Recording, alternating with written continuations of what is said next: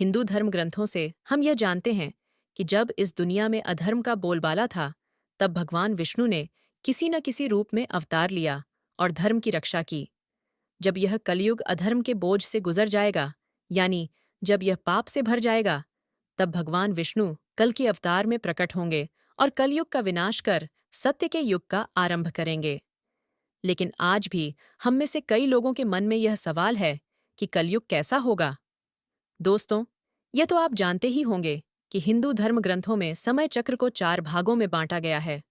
पहला है सतयुग, दूसरा त्रेता युग, तीसरा द्वापर युग और चौथा कलयुग।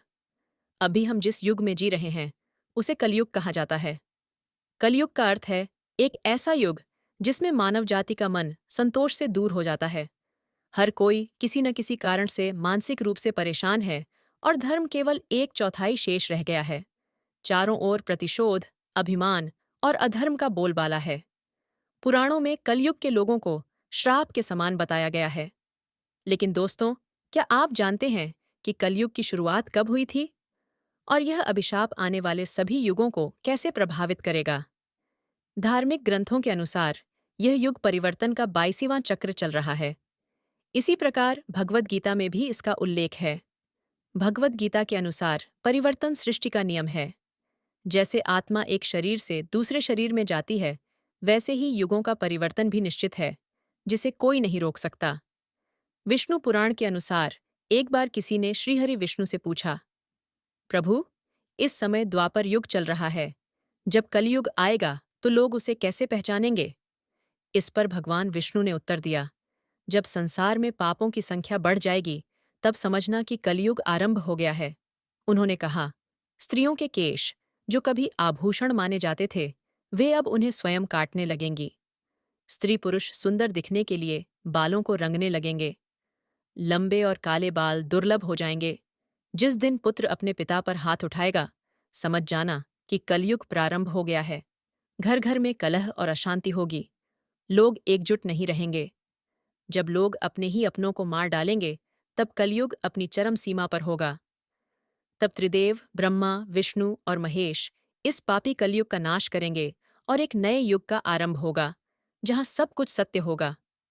हिंदू धर्म ग्रंथों के अनुसार कलयुग की अवधि 4,32,000 वर्ष है। अभी कलयुग का पहला चरण ही चल रहा है। कलयुग अभी 5,121 वर्ष ही पुराना हुआ है और अब भी 4,26,879 वर्ष शेष हैं। ब्रह्म पुराण में कलयुग के अंत का विस्तृत विवरण मिलता है। उसके अनुसार अंत में मनुष्य की आयु मात्र 12 वर्ष रह जाएगी। चिंताओं का स्तर बढ़ेगा, नदियां सूखने लगेंगी, लोग बेईमानी और अनुचित तरीकों से धन कमाएंगे, हत्या और लूटमार आम हो जाएगी, मानवता नष्ट हो जाएगी, महिलाओं की सुरक्षा समाप्त हो जाएगी, भाई बहन जैसे रिश्ते टूट जाएंगे, विवाह जैसा पवित्र बंधन अपवित्र हो जाएगा, पति पत्नी एक दूसरे को धोखा देंगे, हिंसा समाज में फैल जाएगी, धनी और ताकतवर लोग कमजोरों पर अत्याचार करेंगे, और जब यह सब चरम सीमा पर पहुंच जाएगा, तब भगवान विष्णु कल के अवतार में अवतरित होंगे और संसार से सभी बुराइयों का नाश कर धर्म की पुनर्स्थापना करेंगे। शिव पुराण के अनुसार लोग बुरे कर्मों को चुनेंगे, सच्चाई से मुंह मोड़ लेंगे, पराई संपत्ति हड़पने का प्रयास करेंगे, जानवरों को मारना, पशु आधारित जीवन और नास्तिकता बढ़ेगी। माता पिता और संतान के रिश्ते अलगाव में बदलेंगे। नौकरों के साथ धोखा, स्त्रियों का अपमान और अपवित्र आचरण, स्वामी सेवा से घृणा, ये सब आम होगा। आज भी शिव पुराण की कई बातें हमें समाज में सत्य होती दिखाई देती हैं। कलयुग के अभी 5,000 वर्ष पूरे हुए हैं। इसका अंत बहुत दूर है। अब सोचिए, जब कलयुग चरम सीमा पर पहुंचेगा, तब क्या होगा? महाभारत में श्री कृष्ण ने बताया है कि कलयुग का अंत कैसे होगा। एक भयानक युद्ध होगा। अत्यधिक वर्षा, अंधकार और गर्मी से पृथ्वी जल उठेगी। भूखमरी और लूटपाट बढ़ेगी। लोग कमजोर होंगे और रोगों से ग्रस्त रहेंगे। श्री कृष्ण ने कहा, मैं हथियारों से रक्षा करूंगा और फिर सत्ययुग का आरंभ होगा। सत्ययुग की अवधि 17,28,000 वर्ष बताई गई है। इस युग में मनुष्य 4,000 से 10,000 वर्ष तक जीवित रह सकता है। चारों ओर धर्म, सुख, ज्ञान और इंसानियत का बोलबाला होगा।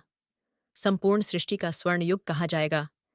लेकिन दोस्तों, सतयुग आने में अभी बहुत समय है। तब तक हमें कलयुग में भी सतयुग की तरह धर्म और कर्म से जीने का प्रयास करना चाहिए। धार्मिक ग्रंथों में यही उपदेश है। प्रिय दर्शकों, कृपया टिप्पणी करके बताइए कि आपको यह वीडियो कैसा लगा। अगर अच्छा लगे तो लाइक करें और अधिक जानकारियों के लिए चैनल को सब्सक्राइब करें।